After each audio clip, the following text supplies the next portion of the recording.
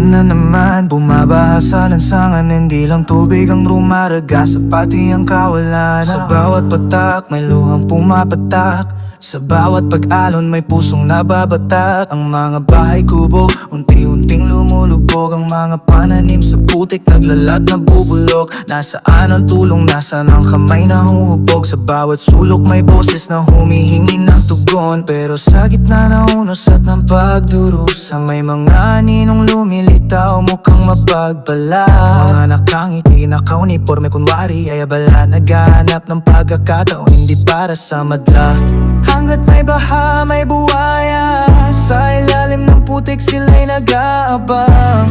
Hanggat may baha, may buhaya, kumakain ng biyaya habang tao'y naghihirap. Hanggat may baha, may buhaya, hindi na sila natatakot, hindi na nahihiya. Sila ang dahilan kung bakit hindi natatapos ang baha. Mga donasyong galing sa iba't ibang bansa, nasa na ang bawat lata at prutas. Naging palamuti sa kanilang mga bodega, binenta sa presyo at kita'y dumoble. Tumataba ang mga proyekto at pondo para sa kababayan. Naglahot, naging mansyon sa malalayong lugar. Ang mga plastic na relief goods, puno ng hangin, laman ay puro kabulukan. Ng mikropono'y gamit lang sa pang-iisa.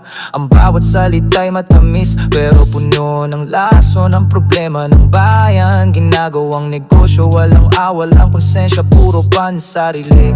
Hanggat may baha, may buhaya, sa ilalim ng putik sila'y nag-aabang. Hanggat may baha, may buhaya, kumakain ng biyaya habang tao'y naghihirap. Hanggat may baha, may buhaya, hindi na sila natatakot, hindi na nahihiya. Sila ang dahilan kung bakit hindi natatapos ang baha. Kaya gising Pilipino, wag magpabulag, wag magpautos sa mga salitang sinag. Ang pagbabago ay nagsisimula sa ating paglaban, hindi sa mga buhay ang laging nag-aabang.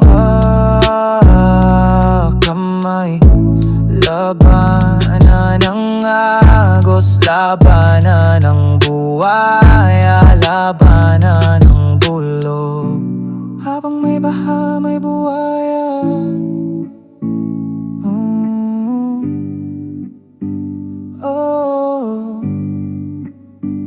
Pag nawala ang baha tuwing tag-ulan, doon lang nating mararamdaman na narinig na ng gobyerno ang ating mga panawagan.